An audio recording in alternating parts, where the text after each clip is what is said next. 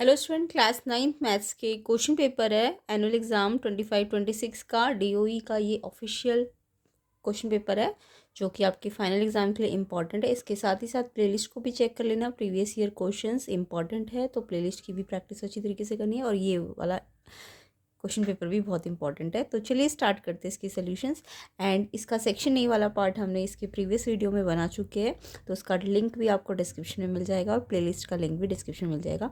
तो section A के ये सारे क्वेश्चंस बहुत डिटेल्ड किए गए हैं, कंसेप्ट के साथ समझाए गए हैं, तो आप चेक कर लेना फर्स्ट पार्ट को, जिसका लिंक डिस्क्रिप्शन में आपको मिलेगा। अभी हम इसका सेक्शन बी वाला और सी वाला पार्ट कर लेंगे। तो चलिए स्टार्ट करते हैं इसके सेक्शन बी से। तो आई होप सेक्शन ए सब बच्चों ने कर रखा है, तो पहले उसे ज़रूर चेक कर लेना। तो चलिए स्टार्ट करते हैं। Question 21, the weight of 40 student of a class is as follows. तो आपको 40 स्टूडेंट है क्लास के अंदर, उनके वेट्स गिवन है। तो आपको इसके लिए एक फ्रीक्वेंसी डिस्ट्रीब्यूशन टेबल बनाना है। अच्छा देखो, इसमें ना आपको फ्रीक्वेंसी डिस्ट्रीब्यूशन टेबल में दो टाइप के टेबल होते हैं। एक तो सारे इंडिविजुअल्स को लेके बनाए जाते हैं, यानी सारे नंबर को लेना है, और आपको फिर टैली मार्क्स बनाने हैं एंड देन नंबर। बट यहाँ पे ये मुझे ना बहुत सारे दिख रहे हैं, तो इन्होंने ऐसे मेंशन नहीं किया है कि आपको क्लास इंटरवल्स लेने हैं। तो बट जब बहुत सारे हो तो आपको क्लास इंटरवल लेके बनाना चाहिए। तो मुझे लग रहा है कुछ मिसिंग है इसमें। तो मैं दोनों तरीके से आपको समझा देती हूँ, क्लास इंटरवल वाले तरीके से भी और एक एक करके कैसे लिए जाते हैं वो उससे भी। तो फिलहाल तो इसमें कुछ नहीं बोला, यानी सबको एक एक करके लेना है आपको, सारे नंबर्स को, एंड देन देखना है कौन सा नंबर कितनी बार आया है। बट इतने सारे में आपको एक क्लास इंटरवल वाला क्वेश्चन भी आ सकता है। तो देखेंगे कैसे करना है इस क्वेश्चन को। तो अगर मैं इसमें कोई रेंज नहीं दी है, कोई क्लास इंटरवल नहीं दिया, तो डायरेक्ट अगर करना है तब तो आपको ऐसे बनाना पड़ेगा इसको।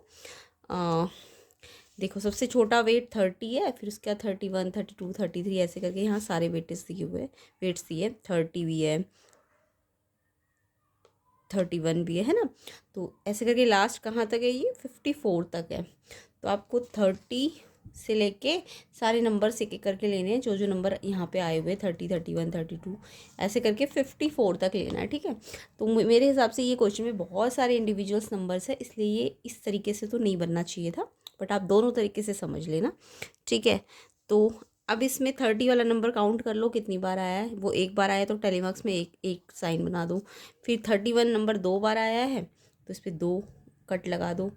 ऐसे ही करके सारे सबको देख लेना है आपको, और फिर उनके नंबर्स लिख के उसके बाद इनके कट लगा देने। जैसे 31 आपका दो बार आया, कैसे आप इसमें देखो एक एक करके। 31 देखो कहाँ कहाँ आया है, एक बार ये है 31 और फिर एक 31 यहाँ भी है। तो 31 आपका दो बार आया है, तो आपने इसलिए 31 को दो बार लिखा और इसलिए दो कट लगा दिए, है ना। तो इस तरीके से ये आपको पूरा करके बनाना है। बट इतने सारे अगर इंडिविजुअल्स है उसके लिए ऐसा नहीं बनाना होगा, इसमें इन्होंने शायद मिस कर दिया क्वेश्चन में। तो आपको एक रेंज लेनी पड़ेगी क्लास इंटरवल वाले तरीके से। तो देखो, क्लास इंटरवल वाले तरीके से कैसे करोगे, 30 से लेके 54 तक थे ना नंबर, तो आप 5-5 का गैप ले लेना। 30 से 35, 35 से 40, 40 से 45, 45 से 50, 50 से 55, वो मेंशन होगा क्वेश्चन में, ठीक है। तो आपको कितने कितने का रेंज लेना है। अब 30 से 35 वाले नंबर एक एक करके देख लो कौन कौन से है। 30 से 35 में याद रखना 35 इंक्लूड नहीं होता, याद रखना 30 इंक्लूड होगा, 31, 32, 33, 34, बट 35 इधर वाले में मत लेना, उसको नीचे वाले में लेना है, ठीक है। तो 30 से 35 में आपको 34 तक लेने हैं, तो 34 तक काउंट कर लेना, ठीक है। 30 से 34 में कितने नंबर्स है वो मैंने काउंट करके लिखे, 8 है। तो 8 के लिए आपको पहले, जब भी 8 हो तो टैली मार्क्स कैसे बनाना है, पहले 1, 2, 3, 4 तक, फिर 5 के लिए ऐसे कट लगाना, फिर 6, 7, 8, तो ऐसे करके, मतलब 5 तो सबको बनाना आता होगा ना। सेम ऐसी 35 से 40 में 35, 36, 37, 38, 39 तक लेना है, 40 नहीं लेना इस वाले में, इस वाले में नहीं लेना। 35 से 39 वाला तक लेना है इसमें, तो वो 9 है। ऐसे इस वाले में 8 है, इसमें 7, इसमें 8 है, तो टोटल करके देख लेना 40, बाकी टैली मार्क्स बना लेना, ठीक है। तो इस तरीके से ये फ्रीक्वेंसी डिस्ट्रीब्यूशन टेबल बन जाएगा। नेक्स्ट क्वेश्चन नंबर 22 देखेंगे। इसमें क्या है, in the given figure A B C D एक स्क्वायर है, फाइंड करना है एक्स। तो देखो, ये ए बी सी डी एक स्क्वायर है, स्क्वायर का मतलब समझते हो, सारे एंगल 90 के होते हैं स्क्वायर के। तो अगर ए बी सी डी एक स्क्वायर है, ये एक स्क्वायर है, तो इसका मतलब क्या हुआ कि इसके सारे एंगल, ये भी, ये भी, ये भी, सारे 90 है, ठीक है। तो ए बी सी डी आपको स्क्वायर दिया है, और आपको बोला ए सी एक डायगनल है। डायगनल मतलब, डायगनल समझते हो ना, डायगनल जो अपोजिट वर्टेक्स को जोड़े, तो ये डायगनल है। अच्छा, डायगनल जो होता है ना AC, जो स्क्वायर का डायगोनल होता है ना वो बाइसेक्ट भी करता है। तो यहाँ पे डायगोनल AC किसको बाइसेक्ट करेगा, इस एंगल C को। ये एंगल C पूरा 90 है, तो अगर ये बाइसेक्ट करेगा तो ये वाला भी 45 हो जाएगा, यहाँ वाला भी 45 हो जाएगा, है ना। समझ आ गया ना। तो आपको बोला है कि AC डायगोनल है और साथ में x निकालना है आपको, और एक ये एंगल 105 दिया हुआ है। ये डायगोनल नहीं है, ये तो कोई और ही साइड है। डायगोनल होता तो B को जोड़ता, है ना। तो ये x कैसे निकलेगा, अब इसमें मैं आपको एक बार फिर से डायग्राम से समझा देती हूँ। तो ये 90 है ये वाला एंगल, ये डायगोनल ऐसे जोड़ दिया इन्होंने, और ये वाला यहाँ से जोड़ा है, और ये एंगल 105 दिया है, और ये x निकालना है। तो x निकालना है तो देखो, अगर मैं छोटा वाला ट्रायंगल कंसीडर करूँ, ये वाला, ठीक है, ये वाला, इसमें इसको मैं बाहर कर लेती हूँ। ये x है, ये 45 हो जाएगा क्योंकि 90 पूरा था, तो डायगोनल बाइसेक्ट करके 45 बन जाएगा। और ये आपको निकालना है, ये निकालना है, और इसका ना एक्सटीरियर एंगल ये वाला 105 दिया है। तो आपको पता है एक्सटीरियर एंगल अंदर के दो एंगल्स के सम के बराबर होता है। ये वाली प्रॉपर्टी आप इसमें लगा सकते हो। तो पहले तो x निकालना है, तो x आपका एक तो ये या तो इस छोटे ट्रायंगल में आ रहा है, या फिर x ये बड़े ट्रायंगल में भी आ रहा है। तो बड़े ट्रायंगल के तो ये पता है, ये 90, और ये नहीं पता, है ना। या तो आप ऐसे कर लो, ये निकाल लो पहले, इस वाले ट्रायंगल को कंसीडर करो। ये 45, ये 105, तो ये निकल गया, ये निकल गया, ये 90, तो x निकल गया। या तो इस तरीके से कर लेना, समझ आ गया। दोनों तरीके से कर सकते हो। मैंने सीधा ये छोटा वाला ट्रायंगल से ही ले लिया इसको। तो ये x है, ये 45 है, और ये एक्सटीरियर एंगल है। तो ACB 90 है क्योंकि सारे एंगल 90 है। तो ACB जो ये वाला ACB है, ये वाला है ना, ये एंगल C का आधा है 45। इसके बाद आप ये छोटा वाला ट्रायंगल कंसीडर कर लेना, ट्रायंगल BOC। इसमें एक्सटीरियर एंगल DOC दिया हुआ है, और ये जो एक्सटीरियर एंगल है अंदर के ये दो एंगल्स के सम के बराबर होता है। तो x प्लस OCB मतलब ACB को OCB कहेंगे, 45। तो x निकालना है अंदर वाला, तो एक्सटीरियर में से अंदर वाला, दूसरा वाला जो अंदर वाला है वो माइनस कर देते हैं, तो 60। तो एक्सटीरियर एंगल की प्रॉपर्टी आई होप सबको आती होगी, एक्सटीरियर में से ये वाला माइनस करोगे तो ये x आ जाता है, या फिर एक्सटीरियर इन दोनों के सम के बराबर होता है, ठीक है। तो ये 45 आ गया ना छोटा वाला। तो किस किस को ये क्वेश्चन समझ आ गया है कमेंट करके बताना। इसका आंसर 60 डिग्री आएगा, ठीक है। तो इस तरीके से ये क्वेश्चन आपका हो जाएगा। नेक्स्ट क्वेश्चन पे आते हैं। Question 23, the total surface area of A sphere and A hemisphere equal, find the ratio of their volume. तो आपको बोला है टोटल सरफेस एरिया स्फेयर का और हेमिस्फेयर का इक्वल है, और आपको इनके वॉल्यूम्स का रेशियो निकालना है। तो पहले तो कंडीशन लगाओ, TSA स्फेयर का बराबर है हेमिस्फेयर की TSA के। तो यहाँ पे मेरे को TSA of sphere, TSA of hemisphere, sphere का TSA 4πr² होता है, और हेमिस्फेयर का TSA 3πr² होता है, ठीक है। हेमिस्फेयर का TSA 3πr² होता है। तो यहाँ पे क्योंकि स्फेयर की रेडियस हमें नहीं पता सेम है कि नहीं, तो हमने इसको R1 मान लेना है, इसको R2 मान लेना है। अब पाई से पाई तो दोनों में मल्टीप्लाई हो रहा था ना, तो इसलिए मैंने काट दिया इसे। अब ये देखो R1 तो यहीं रखो, ये R2 यहाँ ला के डिवाइड हो जाएगा, और दोनों में स्क्वायर है तो स्क्वायर इकट्ठा लगा दिया, और ये 4 मल्टीप्लाई है तो ये यहाँ के डिवाइड हो गए, ये यहाँ डिवाइड हुआ है तो ये वहाँ जाके डिवाइड हो जाएगा। तो ये R1 और R2 का स्क्वायर जो है 3/4 आ गया, ठीक है। अब यहाँ से स्क्वायर हटेगा तो इस पर रूट लगेगा, ये रूल पता है ना। R1/R2 में से अगर स्क्वायर हटेगा तो इस पे पूरे पे रूट लग जाएगा, तो √3 का तो √3 रहेगा, बट 4 का स्क्वायर रूट कितना होता है 2, तो ये भी आप निकाल सकते हो। अब आपको निकालना क्या है, वॉल्यूम ऑफ स्फेयर से वॉल्यूम ऑफ हेमिस्फेयर का रेशियो। तो वॉल्यूम ऑफ स्फेयर होता है 4/3 पाई r³ होता है इस वॉल्यूम में, ठीक है। और इसका हेमिस्फेयर का 2/3 पाई r³, और ये R1 है और ये R2 है। अब आपको दिख रहा है पाई से पाई तो काट सकते हो। 4/3 से 2/3 डिवाइड हो रहा है, डिवाइड का रूल सबको पता होगा। 4/3 पहले वाला फ्रैक्शन तो ऐसे ही रहेगा, जो नीचे वाला फ्रैक्शन है वो रेसिप्रोकल हो जाएगा, ठीक है, डिवाइड में।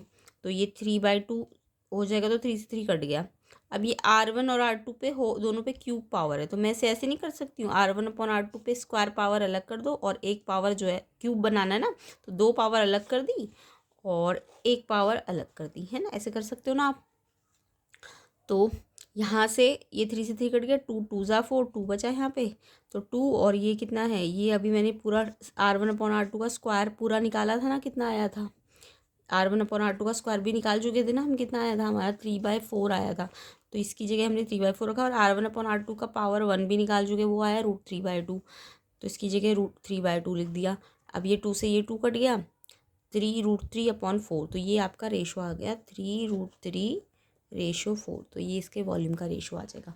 तो आई होप सबको ये क्वेश्चन समझ आ गया। ऐसे ही कंसेप्ट एंड डिटेल सोल्यूशन आपको प्लेलिस्ट के अंदर भी मिलेंगे, previous year questions paper, important questions, तो आप प्लेलिस्ट को ज़रूर चेक कर लेना और कम से कम 4 to 5 क्वेश्चन पेपर उसमें से ज़रूर करना। सिर्फ देखना नहीं है, आपको रजिस्टर पेन से खुद ट्राई करना है, एंड पहले खुद करना है एंड देन समझना है, तो फिर समझना है एंड देन फिर करना है। तो इस तरीके से आपकी प्रैक्टिस अच्छी तरह से हो जाएगी। अब इसका ऑप्शन वाला क्वेश्चन देख लो। The volume of right circular cone 9856 centimetre cube, if the diameter of base 28 है, find the height of the cone. Simple है, वॉल्यूम ऑफ कोन आपको गिवन है, देखो सेंटीमीटर क्यूब का मतलब वॉल्यूम दिया हुआ है ये, और आपको डायमीटर भी दिया हुआ है 28, तो रेडियस आप निकाल लेना, आधा कर लो इसको, एंड हाइट निकालनी है आपको। तो वॉल्यूम दिया हुआ है या निकालना हो तो वॉल्यूम का ही फॉर्मूला ले लो। तो वॉल्यूम ऑफ कोन का फॉर्मूला आपको पता है क्या होता है, 1/3 πr²h। फॉर्मूले याद कर लेने सारे। वॉल्यूम ऑफ कोन होता है 1/3 πr²h। आर आप निकाल सकते हो, डायमीटर 28 गिवन है, तो उसका रेडियस कैसे निकलती है, डायमीटर को 2 से डिवाइड करके, ठीक है। तो 28 को 2 से डिवाइड करो, 14 सेंटीमीटर की रेडियस आ जाएगी। तो रेडियस भी पता है और एच आपको निकालना है, वॉल्यूम आपको क्वेश्चन में गिवन है, तो वॉल्यूम को बराबर कर दो इसके। तो एच निकालना है ना, तो पहले सारी वैल्यूज रख दो, 1/3 पाई की जगह 22/7, रेडियस आपको 14 अभी निकाली ना, 28 का आधा 14, तो 14 स्क्वायर है तो 2 बार 14 लिखना है, इंटू एच इक्वल टू 9856। अब एच निकालना है ना, तो ये एच निकालना है तो इसको तो यहीं रखो, ये सारे नंबर जो है यहाँ ये वहाँ चले जाएंगे, यानी कि जो ऊपर मल्टीप्लाई हो रहे हैं ऊपर वाले नंबर वो तो नीचे आ जाएंगे, और जो नीचे थे 3 और 7 वो ऊपर आ जाएगा, क्योंकि जब ये इधर से इधर जाएंगे तो ये रेसिप्रोकल हो जाएंगे, यानी 3 और 7 ऊपर आ जाएगा, और ये 22 14 14 ये नीचे डिवाइड हो जाएंगे, ठीक है। अब मैंने इसे कैंसिल ऑलरेडी कर लिया है, आप इसे एक बार अपने आप ट्राई करना कैसे किया है, देखो एक बार फिर से बता देती हूँ। 9856 मल्टीप्लाई 3 × 7, इसके बाद नीचे था 22 × 14 × 14, तो पहले तो 7 से ये कट गया 2 पे, है ना, 7 2 जा 14, फिर 2 से मैंने इसको काटा है, 2 4 जा 8, 2 4 जा 8, 9 है तो 1 बचा, 2 9 जा 18, फिर 2 2 जा 4, फिर 1 बचा, 2 8 जा 16, फिर ये शायद 11 से कट जाएगा, 11 2 जा 22, और फिर 11 4 जा 44, बचा कितना 5, 11 4 जा 44, बचा 8, 11 8 जा, फिर से 2 से कट जाएगा, 2 2 जा 2 2 जा 2 4 जा, फिर ये 2 फिर 2 से कट जाएगा, 2 7 जा 2 1 जा 2 1 जा 2 2 जा, फिर ये 7 से ही डिवाइड हो जाएगा, 1 1 2 7 1 जा 7 7 1 जा 7, बचा कितना 1 1 2 आ गया ना, 7 1 जा 7, बचा 4 7 6 जा, और 16 और 3 बचेगा ऊपर, तो 16 3 जा 48 सेंटीमीटर की हाइट आ जाएगी। तो इस तरीके से आपको कैंसिल करना आना चाहिए, तो ये आंसर हाइट इसकी 48 सेंटीमीटर आ जाएगी। नेक्स्ट क्वेश्चन पे आते हैं। नेक्स्ट क्वेश्चन भी मैंने पहले भी कराया हुआ है प्लेलिस्ट के अंदर। ABC साइड है एक ट्राइंगल की, आपको S - A 5 दिया, S - B 4 दिया, S - C 2 दिया, आपको ABC जो साइड है वो निकालनी है। तो हीरोन फॉर्मूले में से ये क्वेश्चन। तो S मतलब क्या होता है, सेमी पेरीमीटर, और सेमी पेरीमीटर सारे बच्चों को पता होगा। सेमी पेरीमीटर मतलब पेरीमीटर का आधा।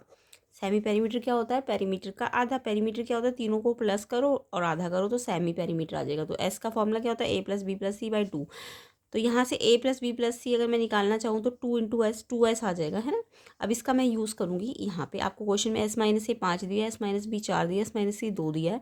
आप क्या करो, ये 3 इक्वेशन है, इन तीनों को जोड़ दो। तो इससे क्या होगा, लेफ्ट को लेफ्ट से जोड़ो, S - A + S - B + S - C, and right को राइट से जोड़ दो, 5 + 4 + 2 5 4 9 2 11 हो जाएगा। और ये S प्लस हो गए 3S बन गए, और माइनस इन सब में से कॉमन ले लो, तो माइनस कॉमन ले लोगे तो A B C तीनों प्लस के हो जाएंगे।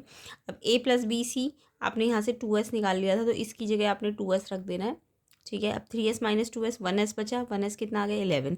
अब आपको A निकालना है, तो इसमें फिर वापस रख दो S की वैल्यू 11 - A = 5, 11 - A = 5। तो A निकालना है तो A माइनस का उधर जाएगा और 5 यहाँ आएगा, तो 11 में से 5 माइनस किया 6। सेम ऐसी B निकालने के लिए 11 में से 4 को माइनस करो, 7 आ जाएगा, और C निकालने के लिए 11 में से 2 को माइनस करो, 9 आ जाएगा। तो इस तरीके से ABC आपके तीनों आ जाएंगे, ठीक है। तो इस तरीके से ये क्वेश्चन होता है, इंपॉर्टेंट है ये क्वेश्चन।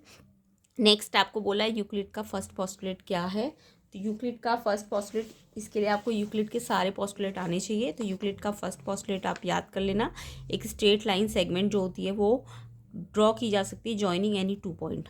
तो किसी भी 2 पॉइंट को अगर आप जोड़ दोगे तो उससे एक स्ट्रेट लाइन सेगमेंट बन जाती है। तो ये यूक्लिड का फर्स्ट पोस्टुलेट है। यूक्लिड के जितने पोस्टुलेट आपको याद कर लेने हैं, ठीक है। नेक्स्ट क्वेश्चन है आपका, इसमें आपको बोला है, ऑप्शन वाला क्वेश्चन है, इन द गिवन फिगर, ये फिगर है, आपको बोला एंगल ABC ACB, यानी ये ट्राइंगल का ABC एंगल ACB एंगल के बराबर है, और एंगल 1 2 के बराबर है, और एंगल 3 एंगल 4 के बराबर है। शो करना है ये, ठीक है। आपको पूछे इसको शो करने के लिए आपने कौन सा एक्सियम यूज़ किया है। तो पहले तो देखो, आपको ये बड़ा ट्राइंगल देखना है, इसमें आपको क्या दिया है, ABC, ये पूरा जो बड़ा ट्राइंगल है इसका ये वाला एंगल इसके बराबर है ABC और ACB, यानी बड़े वाले एंगल B और एंगल C बराबर है ना।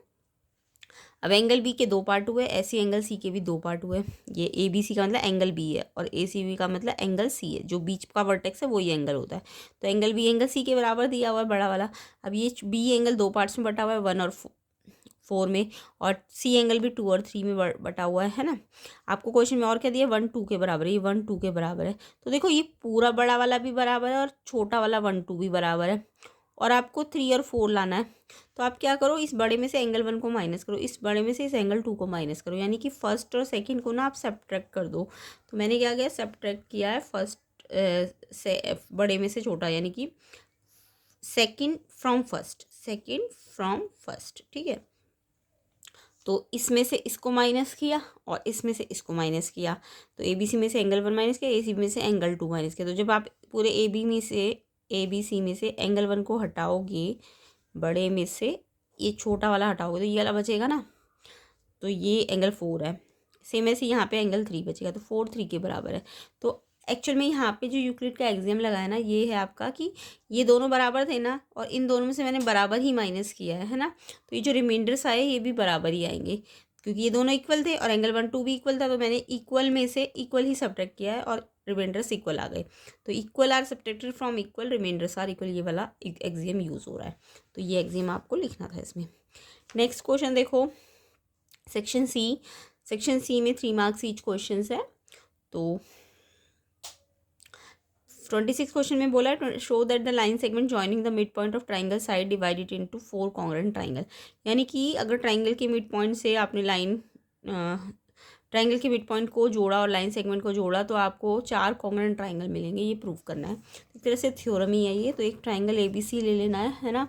अब इसमें इन सब के मिड ले लो, AB का मिड D ले लिया, BC का मिड F ले लिया, AC का मिड E ले लिया, इनको जोड़ा इन मिड पॉइंट्स को, तो ये नया ट्राइंगल अंदर बना एक, और एक यहाँ बना, एक यहाँ बना, एक यहाँ, 4 ट्राइंगल बन गए, और चारों को आपको कॉन्ग्रुएंट प्रूव करना है। तो आपको गिवन क्या है, ट्राइंगल ABC, DEF जो है, D AB का मिड पॉइंट है, तो DEF में देखो D AB का है, E AC का है, और F BC का। तो DEF लिया है, तो D की जगह AB, E की जगह AC और F की जगह BC, ऐसे कॉन्जिक्यूटिवली लिखना है आपको। उसके बाद प्रूफ क्या करना है, जितने भी ये ट्राइंगल्स है, ये वाला, ये वाला, ये वाला, ये वाला, ये सारे कॉन्ग्रुएंट है, ये हमें प्रूफ करना है। तो सबसे पहले तो इसमें हमको पहले हम ये हमें मिड पॉइंट थ्योरम आती है। अगर ये लाइन ये D और E जो है मिड पॉइंट से बनी लाइन है ना, तो ये लाइन ना इस तीसरी लाइन के ट्राइंगल के ये क्या होती है, इसके पैरेलल भी होती है और इसकी हाफ भी होती है, ये मिड पॉइंट थ्योरम होती है। तो ये जो D और E, क्योंकि मिड है AB और AC के, D AB का और E AC का, तो ये जो DE लाइन है ये BC लाइन के क्या हो जाएगी, पैरेलल, मिड पॉइंट थ्योरम। और DE लाइन पूरी BC के आधा भी हो जाती है, ये भी मिड पॉइंट थ्योरम कहती है, ठीक है। ये DE इसके पैरेलल भी है और DE इसके आधी भी होती है। और हाफ BC की जगह आप BF नहीं लिख सकते हो, क्योंकि BF और FC भी तो बराबर है, क्योंकि F मिड है ना, F क्या है आपका, मिड पॉइंट था। तो हाफ BC की जगह, पूरी BC की जगह मैं BF लिख सकती हूँ, तो मैंने BC की जगह BF लिख दिया, क्योंकि BF FC के बराबर है, मिड पॉइंट है। अब DE BF के देखो, DE BF के बराबर भी आ गई, और DE BF के पैरेलल भी है ना, DE BF के पैरेलल भी है। तो जब एक पेयर पैरेलल भी हो और इक्वल भी हो, तो ये जो बना है DE BF से, ये क्या बना है, क्या नाम है इसका, BDEF ये पैरेललोग्राम प्रूव हो जाएगा। और किसी भी पैरेललोग्राम में अगर ये डायगोनल है, तो ये इसको 2 इक्वल ट्राइंगल्स में डिवाइड करेगा। तो ये अगर एक पैरेललोग्राम बन चुका है, तो ये डायगोनल डी एफ इसको बाय इस पैरेललोग्राम को दो पार्ट्स में बांट देगा, एक तो बी डी एफ और एक डी ई एफ, है ना। तो डी एफ डायगोनल है, तो डायगोनल में देखो ये वाला पैरेललोग्राम बन गया, तो ये साइड इसके बराबर है, ये साइड इसके बराबर है और ये कॉमन है, तो साइड से D B F F E D के पैरेलल हो जाएगा, सॉरी कॉन्ग्रेंट हो जाएगा।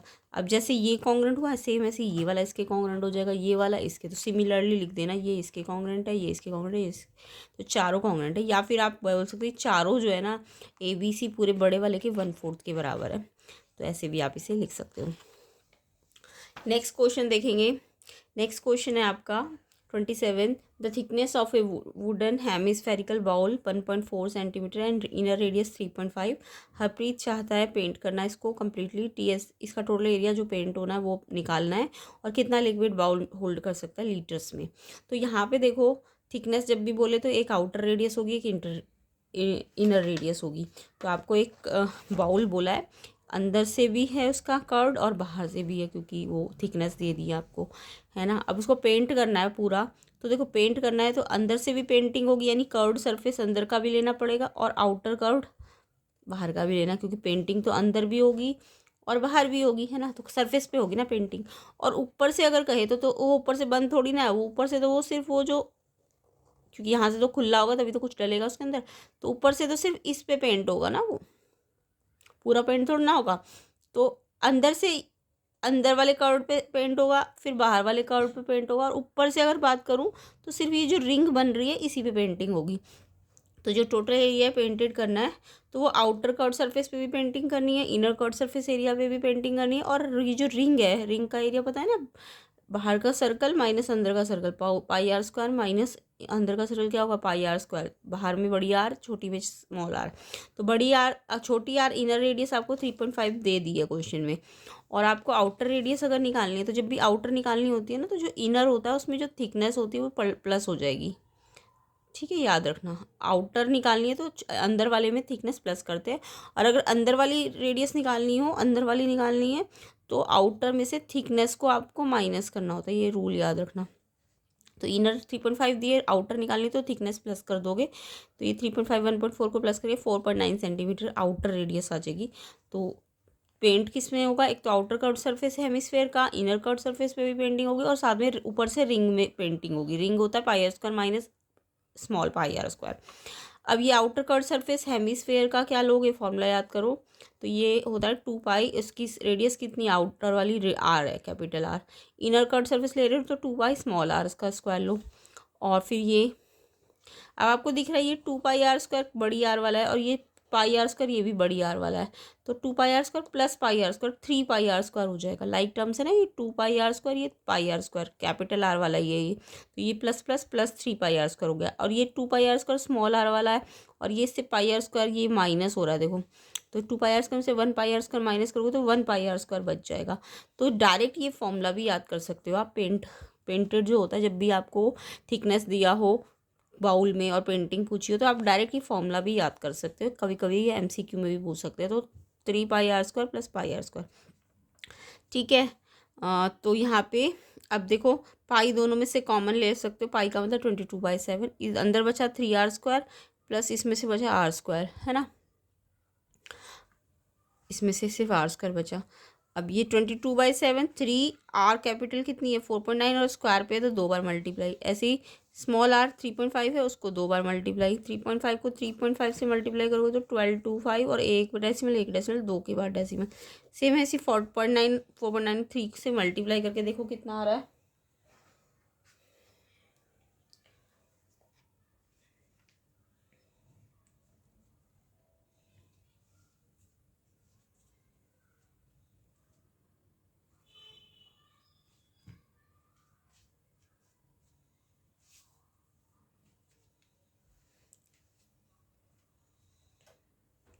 ये आ रहा है, आपको तीनों को मल्टीप्लाई करोगे तो 72.03।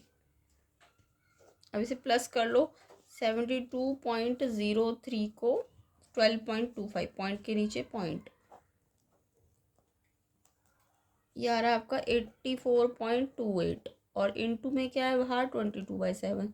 7 से शायद ये कट जाए, 7 7 1 जा 7, 7 2 जा 14 और 28, दो नंबर एक साथ बीच में पॉइंट पहले जीरो आएगा, दो डिजिट एक साथ लिए तो फिर 4, और फिर 22 से मल्टीप्लाई कर दो 12.04 को, 12.04 को मल्टीप्लाई 22 से, तो ये फाइनल रिजल्ट आ जाएगा 264.88, ये 264.88। और ये पेंटिंग का एरिया निकालना था तो ये सेंटीमीटर स्क्वायर में आएगा। तो कैलकुलेशन पार्ट आपको आनी चाहिए, ये मैंने डायरेक्ट फॉर्मूला भी आप याद कर लेना, जब भी पेंटेड वाला हो कटोरे में पेंटिंग करनी है तो ये डायरेक्ट फॉर्मूला याद कर लो, ठीक है। वो इस फॉर्मूले से निकल के आया है, और फिर वैल्यूज लगाओगे तो ये आंसर आ जाएगा। नेक्स्ट क्वेश्चन देखो,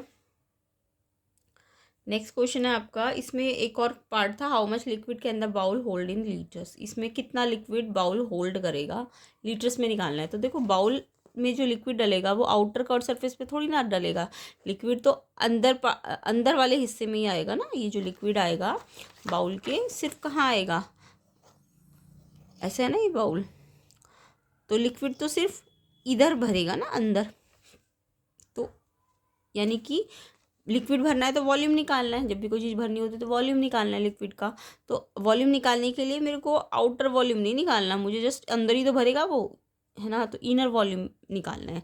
अब 2/3 वॉल्यूम हेमिस्फेयर का ही लेना है, तो 2/3 पाई आर क्यूब, अब यहाँ इनर वाला लेना है तो स्मॉल आर लेनी है, याद रखना। अब ये 2/3 पाई की जगह पाई 22/7, रेडियस 3.5 थी इनर वाली, 3 बार लेनी है, और फिर 7 से कट गया 7 5 ज़ा, और एक क्या डेसिमल, फिर 22 इंटू 2 इंटू 5, 2 इंटू 5 10 होता है, और डेसिमल है तो 1.0 यानी 1 आ जाएगा, और 22 को 1 से करोगे तो 22, एंड साथ में ये 3.5 12.25, एंड अपॉन में कितना है 3। अब मल्टीप्लाई करो और फिर 3 से डिवाइड करो,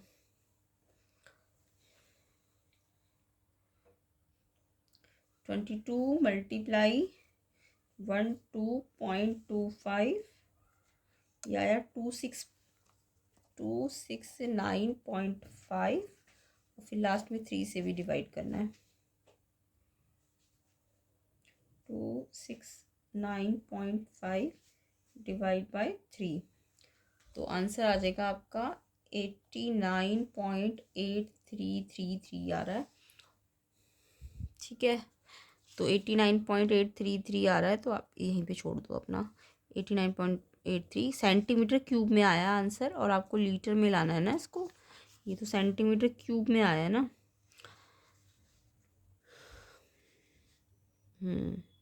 तो आपको इसे लाना है लीटर्स में, तो सेंटीमीटर क्यूब 89.8333 तो आपका सेंटीमीटर में आ रहा है। अब आपको याद रहना है सेंटीमीटर क्यूब को जब भी आप लीटर में कन्वर्ट करोगे तो 1000 से डिवाइड करोगे, तो यहाँ पे 89.833 को जब मैं 1000 से डिवाइड करूँगी तो डिवाइड करना 3 डेसिमल और पीछे चला जाएगा, यानी यहाँ से ये 3 डेसिमल और आगे जाएगा, 1 2 3 बनाने के लिए मेरे को 0 लगाना पड़ेगा, और ये चाहे इन डेसिमल्स का कोई, यहाँ से ये 3 स्टेप आगे आएगा, 1 2 3, तो यहाँ 0 लग जाएगी, तो इतना लीटर अप्रॉक्सीमेटली आंसर आ जाएगा, ठीक है।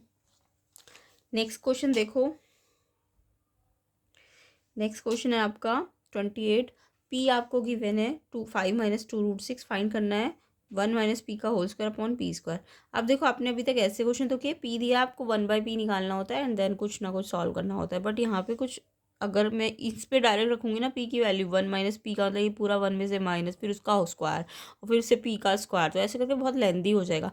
आप पहले इसे सिंप्लीफाई कर लो और फिर आपको आसानी से क्वेश्चन समझ आ जाएगा।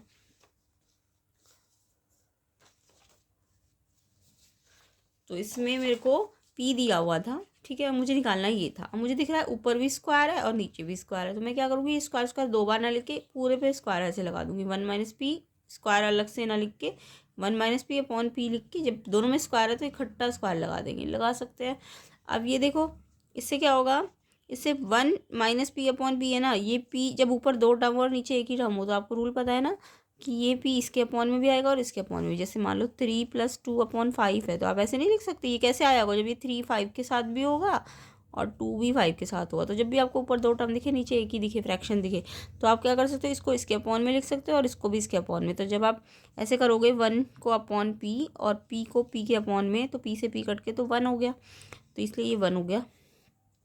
और फिर स्क्वायर भी लगा हुआ था, है ना, तो ऐसे करके ही करना है। तो ये तो 1/p हो जाएगा, पी से पी कट के 1 हो जाएगा और पूरे पे स्क्वायर है। तो यानी मेरे को 1/p चाहिए और फिर 1 माइनस करना और फिर उसका स्क्वायर निकालना है। ऐसे करके ये क्वेश्चन आसान हो जाएगा। नहीं तो आप डायरेक्ट p की वैल्यू इसमें रखोगे ना तो बहुत लेंदी हो जाएगा। तो आपको 1/p निकालना है। तो आपने ऐसे क्वेश्चन में देखा भी था, p जब दिया होता है तो आप 1/p कैसे निकालते हो, पहले p को उल्टा करो 1/p, तो इसको भी उल्टा करो। तो ये 1, इसके नीचे 1 है ना, तो ये 1 तो ऊपर आ गया और ये पूरा नीचे चला गया। और जब भी ये नीचे चला जाए ना रूट वाला टर्म, तो आपको रेशलाइज करने के लिए यहाँ बीच में माइनस है तो बीच में प्लस देना पड़ता है। ठीक है, ये रूल होता है रेशलाइज का। यहाँ माइनस है अगर इन 2 नंबर के बीच में, तो यहाँ प्लस लग जाएगा ऊपर नीचे। नीचे आइडेंटिटी बन जाएगी a minus B A plus B. A minus B A plus B की आइडेंटिटी होती है, ये आइडेंटिटी याद रखना, a square minus B square होती है। ठीक है, तो जब भी p से 1/p निकालना हो तो ऐसे ही करना है, पहले से उल्टा करना है फिर रेशलाइज करना है। रेशलाइज में ये माइनस ये प्लस होगा तो आइडेंटिटी बनेगी a minus B A plus B, यानी a का स्क्वायर यानी 5 का स्क्वायर और 2√6 का स्क्वायर। अब 5 का स्क्वायर तो सिंपल 25 होता है, 5 इंटू 5, 5 इंटू 2 मत करना, 5 का स्क्वायर मतलब 5 को 5 से मल्टीप्लाई, 25 हो गया। और फिर 2√6 को स्क्वायर है तो 2√6 को कैसे करोगे, 2√6 को 2√6 से मल्टीप्लाई कैसे करते हैं, देखो नंबर को तो नंबर से मल्टीप्लाई करो यानी 2×2 = 4 और √6 को √6 से मल्टीप्लाई करोगे तो रूट हट जाएगा, 6 आ जाएगा, तो 4×6 = 24 हो जाएगा। ठीक है, अब 25 - 24 तो 1 होता है, तो नीचे 1 लिखने की ज़रूरत नहीं है। तो ऊपर तो ये ऐसे ही रहेगा ना, ये ऐसी, तो यानी 5 + 2√6/1 का मतलब 5 + 2√6 ही आ गया। तो जब भी ऐसा हो ना p दिया और 1/p निकालना हो, तो जनरली ना इस टाइप के में ना जब रेशलाइज करते तो यहाँ बीच में माइनस है ना अगर, तो यहाँ प्लस ही आ जाता है, याद कर लेना, एक तरह से ट्रिक होती है। तो अब मेरे को 1/p भी आ गया। अब मेरे को क्वेश्चन में निकालना ये नहीं है, इस पे नहीं रखूँगी मैं वैल्यू, इस पे रखूँगी जो मैंने सिंप्लीफाई करके किया। तो मुझे 1/p चाहिए थे, मेरा आ गया, उसमें से 1 माइनस करूँगी। 1/p कितना आया, ये आया ना 5 + 2√6, इसमें से 1 माइनस करो और फिर उसका स्क्वायर करो। तो 5 में से 1 माइनस होकर 4 आ जाएगा और ये 2√6 ऐसी। अब ये 4 और 2√6 प्लस नहीं हो सकते क्योंकि ये विदाउट रूट है और ये रूट है, तो दोनों प्लस नहीं होंगे। तो इसको ना क्या करना पड़ेगा, इसको a और इसको b मान के a + b का होल स्क्वायर की आइडेंटिटी बनाओ। a का स्क्वायर b का स्क्वायर 2ab। तो a क्या है 4, 4 का स्क्वायर 16, फिर b क्या है 2√6, 2√6 का स्क्वायर करो। तो ये 2√6 का स्क्वायर अभी मैंने बताया भी था, 4×6 = 24 आएगा। एंड फिर 2ab का मतलब 2 इंटू a कितना है 4, b कितना है 2√6, तो ये आएगा 2 हो जाएगा 2 16√6 आएगा। नंबर से प्लस हो गए 40, ये रूट वाला टर्म है ऐसे ही रहेगा, तो ये आंसर आ जाएगा। ठीक है, तो इस तरीके से ये क्वेश्चन हो जाएगा। नेक्स्ट इसका √3 नंबर लाइन पे रिप्रेजेंट करना है, तो ये आपका कंपास की हेल्प से होता है सॉल्व। तो मैं रफली बता देती हूँ बट आपको इसे कंपास से बनाना है। तो सबसे पहले तो आप नंबर लाइन में ओ ए बना देना। यहाँ पे ओ तो 0 होता है, यहाँ से ओ से लेके 1 सेंटीमीटर लेना ए पे, तो ये ओ ए 1 सेंटीमीटर कट कर लेना स्केल से। ठीक है, अब इस ए पे ना परपेंडिकुलर ड्रॉ कर लेना 90 डिग्री। फिर इसको कंपास यहाँ पे रख के अपना और 1 सेंटीमीटर खोल के कट लगा देना। तो ये जो सी आएगा ये ओ ए सी, ये भी 1 सेंटीमीटर आएगा। और इसको इससे मिला दोगे ना जब आप, ये डायगनल 1 का स्क्वायर 1 का स्क्वायर 2 और √2 आ जाएगा। तो ये √2 के बाद ना आपको क्या करना है, आपको √3 बनाना है, तो वो होता है 2+1, 2+1 करोगे तभी तो 3 आएगा। और फिर रूट भी है ना, √3 है। तो अब ये पाइथागोरस बनानी तो 2 किसका स्क्वायर होता है, 2 आपका √2 का स्क्वायर होता है और 1 1 का स्क्वायर होता है। तो √2 बनाना है और फिर 1 उस पर परपेंडिकुलर लेना है। एंड जो हाइपोटेन्यूज आएगा वो आपका √3 आ जाएगा। तो ये √2 तो मैं बना चुकी हूँ, 1 1 नीचे लेके और ये √2 आ गया। अब √2 के ऊपर √2 वाली लाइन पे आपको परपेंडिकुलर ड्रॉ करना है। इस लाइन पे तो कर दिया, अब इस पे करना है, तो इस पे ड्रॉ करना है। तो कंपास से आपको परपेंडिकुलर बनाना आना चाहिए इस लाइन पे। ठीक है, ये वाली लाइन पे। अब इसको भी आपको 1 काटना है क्योंकि √2 इधर चाहिए, इधर से 1 चाहिए, √2 और यहाँ से 1 चाहिए आपको। तो आपको यहाँ पे सी पे रख के 1 काटना है कंपास से। और फिर इससे ओ से इसको डी मान लो, ओ डी को मिला लेना है। तो ओ डी जो है, ओ डी से आपका अपना कंपास खोलना है ओ डी आर्क तक, ये ओ पे रख के डी तक कंपास को खोलना है ओ डी आर्क तक। और फिर उस ओ डी आर्क को ऐसे करके ना, देखो समझ गए, ओ पे पॉइंट रखो कंपास का और फिर डी आर्क तक इसको पेंसिल से खोल लो। और फिर ओ डी से आर्क लेके नीचे ले आना। ये मान लो ई आ गई या बी आ गई मान लो। तो ओ डी किसके बराबर है, ओ बी के, रेडियस बराबर होती है ना ओ बी ओ डी, ये रेडियस ये दोनों एक तरह से कंपास खोला है तो ओ बी ओ डी बराबर तो वो भी √3 आ जाएगी। तो इस तरीके से आपको ये बनाना है, तो ये आपका √3 आ जाएगा। तो ट्राई करना है इसको बनाने का। नेक्स्ट आपको बोला है, नेक्स्ट बहुत ही simple question 29, name the quadrant ABC। इसके क्वाड्रेंट पूछिए और आपको बोले कौन से 2 पॉइंट है जो सेम लाइन पे है। तो क्वाड्रेंट तो आई होप सारे बच्चों को ही आता होगा। पहला क्वाड्रेंट प्लस प्लस होता है, दूसरा क्वाड्रेंट में x माइनस वाई प्लस, तीसरा क्वाड्रेंट जो होता है वो x प्लस वाई माइनस, और फोर्थ क्वाड्रेंट में एक मिनट ये माइनस माइनस होता है और ये प्लस और माइनस होता है ना। हाँ याद रखना, ये प्लस प्लस होता है पहला वाला, तीसरा वाला माइनस माइनस होता है, फिर ये माइनस प्लस होता है और ये प्लस माइनस होता है। तो अगर ये दोनों प्लस प्लस के है तो पहला क्वाड्रेंट है, एक माइनस फिर प्लस, एक माइनस प्लस ये सेकंड क्वाड्रेंट है, ये माइनस ये प्लस। सी में दोनों नेगेटिव है तो ये थर्ड क्वाड्रेंट है, दोनों नेगेटिव वाला आपका थर्ड क्वाड्रेंट होता है। ठीक है, समझ आ गया। इसके बाद पूछा कौन से सेम लाइन पे है, तो देखो बी और सी में एक्स सेम है ना, एक्स अगर दोनों के सेम है या वाई दोनों में से किसी के सेम है, या तो एक्स सेम हो या वाई सेम, तो वो सेम लाइन पे होते हैं। तो सेम लाइन पे ये दोनों, क्योंकि इन दोनों के एक्स सेम है -2, तो एक्स -2 दोनों में आ रहा है, तो इसलिए ये सेम लाइन पे है। ठीक है, तो या तो एक्स सेम हो दोनों का या दोनों का वाई सेम हो, तो वो सेम लाइन पे होता है। नेक्स्ट देखो,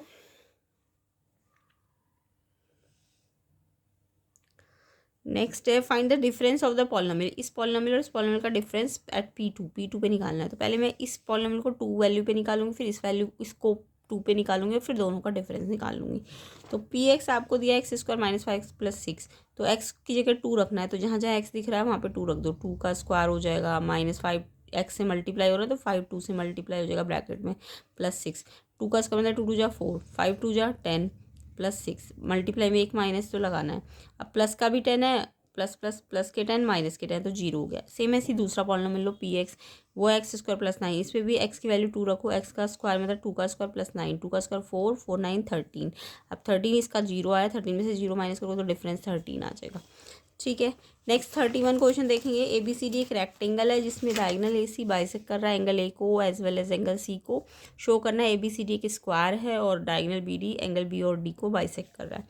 तो ये क्वेश्चन आपका NCERT का ही है। सबसे पहले तो आपको ABCD एक रेक्टेंगल बोल दिया इन्होंने, ठीक है, और साथ में बोल दिया एंगल 1 2 के बराबर है, क्योंकि इन्होंने बोला ना AC बाइसेक्ट कर रहा है angle A as well as C को। तो अगर ये एक रेक्टेंगल है ABCD और AC इसका जो डायगोनल है, अगर वो बाइसेक्ट कर रहा है एंगल A को, तो यानी एंगल A के दोनों हिस्से बराबर होंगे, ऐसे एंगल C के दोनों हिस्से बराबर होंगे, है ना। तो एंगल 1 2 शॉर्ट नेम दे दो, 1 2 के बराबर, 3 4 के बराबर है, ये आपको गिवन है। प्रूफ क्या करना है, एंगल ये प्रूफ करना है कि जो ABCD है ना ये एक स्क्वायर है। रेक्टेंगल तो है ही, ये रेक्टेंगल मतलब सारे एंगल 90 के है, बट आपको स्क्वायर भी प्रूव करना है। तो स्क्वायर के लिए आपको जो एडजेसेंट साइड है ना उन्हें बराबर करना पड़ेगा। अभी तो अपोजिट साइड बराबर है, बट स्क्वायर है तो इसकी एडजेसेंट साइड यानी चारों साइडें बराबर करनी पड़ेगी। तो आपको दिख रहा है एंगल 1 2 के बराबर है, 3 4 के बराबर है, ये आपको गिवन है ना, 1 2 2 4। आपने देखा कि क्योंकि ये रेक्टेंगल है तो ये अगर ये इसका डायगोनल जो है ये ट्रांसवर्सल लाइन का काम कर रहा है, तो ये वाला एंगल इसके बराबर होगा अल्टरनेट इंटीरियर, क्योंकि रेक्टेंगल है तो पैरेलल होगा ना लाइन, तो ये अल्टरनेट इंटीरियर बनाएगा। तो एंगल 1 4 के साथ क्या बना रहा है, अल्टरनेट इंटीरियर। ओके, और एंगल 1 2 के बराबर भी दिया हुआ है, तो यहाँ से 1 दोनों में है तो 2 और 4 भी क्या हो गए, बराबर हो गए। और 2 और 4 बराबर का मतलब समझ गए, सामने सामने अगर एंगल बराबर हो तो सामने सामने वाली ये जो साइड है ये AD और DC ये भी क्या हो जाएगी, बराबर ADCD के। बट AD BC के बराबर है क्योंकि वो रेक्टेंगल भी बोला हुआ है इन्होंने, है ना। तो AD ये 2 4 के बराबर आ गया ना, तो ये लाइन इसके बराबर, बट ये AD लाइन इसके भी बराबर है, तो AD BC के भी बराबर, तो BD CD के भी बराबर हो जाएगी, है ना। तो ये सारी चारों क्या हो जाएंगी, बराबर हो जाएगी। इस तरह से ये स्क्वायर प्रूव हो जाएगा। नेक्स्ट आपको बोला है कि डायगोनल BD भी B और D को बाइसेक्ट कर रहा है। तो यहाँ पे भी बहुत ही सिंपल है कि मतलब इसी रेक्टेंगल में BD डायगोनल है, ये बोला है कि B को भी बाइसेक्ट कर रहा है, यानी इसके भी दोनों हिस्से बराबर है, इसके भी दोनों हिस्से बराबर है। तो यहाँ सिंपल मैंने स्क्वायर प्रूफ कर दिया ना, क्योंकि ABCD स्क्वायर प्रूफ हो चुका है। तो स्क्वायर में क्या होता है, स्क्वायर हो तो जो उसके डायगोनल्स होते हैं ना वो एक तो बाइसेक्ट भी होते हैं और एंगल्स बाइसेक्ट भी करते हैं, और साइड जो डायगोनल होते हैं आपस में भी बाइसेक्ट होते हैं, और ये जो एंगल्स होते हैं 90 है ना, ये पूरा तो 45 45। तो ये जो ABCD स्क्वायर है इसके डायगोनल हर एक एंगल को क्या करेंगे, बाइसेक्ट करेंगे, खुद भी बाइसेक्ट होंगे और हर एक एंगल को भी बाइसेक्ट करेंगे। इसका मतलब जो बी डी डायगोनल है वो एंगल बी और डी दोनों को बाइसेक्ट कर देगा, ठीक है।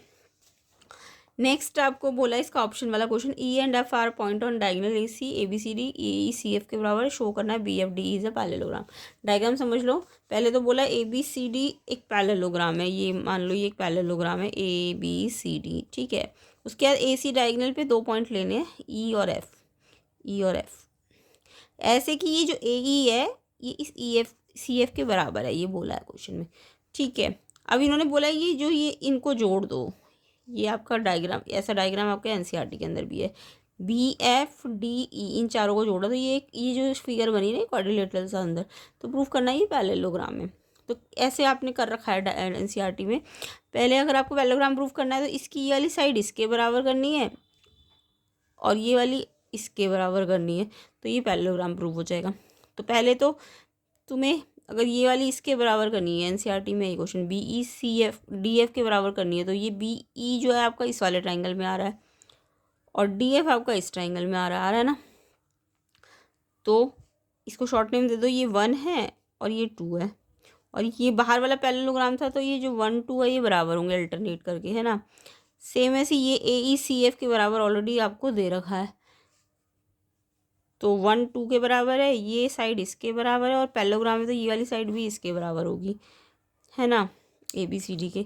तो इस ट्राइंगल की 3 चीज़ें देखो, ये वाली और ये वाली, इसकी 3 चीज़ों के बराबर हो जाएगी side side side side angle side से। तो ये जो ट्राइंगल ई ए बी है वो एफ जी डी के बराबर हो जाएगा।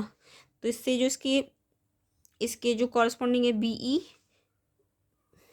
ई साइड इसकी डी एफ साइड के बराबर हो जाएगी सी पी सी टी से।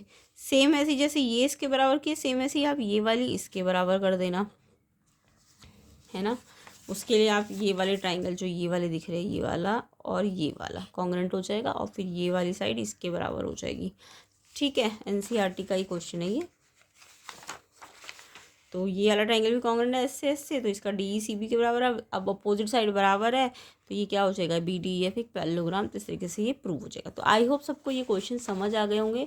कमेंट करके ज़रूर बताना कि हमें ये क्वेश्चन समझ आ गए हैं, एंड वीडियो को ज़्यादा से ज़्यादा शेयर कर देना, लाइक कर देना। सेक्शन डी और ई को हम इसके नेक्स्ट पार्ट वाली वीडियो में डिटेल्ड में करेंगे, तो जिसके लिए आपको वीडियो को लाइक करना है, शेयर करना है, चैनल में नहीं हो तो चैनल को सब्सक्राइब करना है और 1000 लाइक जल्दी जल्दी कर देना ताकि मैं जल्दी जल्दी इसको कंप्लीट करा सकूं।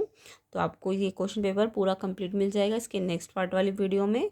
तो लाइक कर दो, शेयर कर दो, चैनल में नहीं हो तो चैनल को सब्सक्राइब कर दो। प्लेलिस्ट को ज़रूर चेक कर लेना, बहुत इंपॉर्टेंट है आपके एनुअल एग्जाम के लिए। एंड ये वाला क्वेश्चन पेपर भी बहुत ज़्यादा इंपॉर्टेंट है, तो इसे आपको अच्छी तरह से प्रैक्टिस करना है। नेक्स्ट पार्ट में का जो लिंक होगा वीडियो का वो मैं आपको डिस्क्रिप्शन में दे दूँगी, एंड प्लेलिस्ट का लिंक भी आपको डिस्क्रिप्शन में मिल जाएगा।